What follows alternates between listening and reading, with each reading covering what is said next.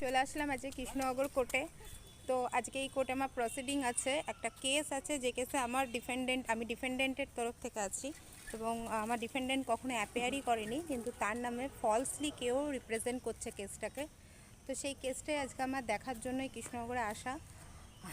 ভাবতে পারেন যে একটা মানুষের নামে কেস হয়ে গেছে, সে মানুষটা জানেও না, আর তাকে ফলসলি অন্য কাউকে তার নাম ভাঙিয়ে এখানে রিপ্রেজেন্ট করে তার নামে WS পর্যন্ত পড়ছে। তো এই কেসটাই আজকে পুরো তলিয়ে দেখবার জন্য এখানে আসা।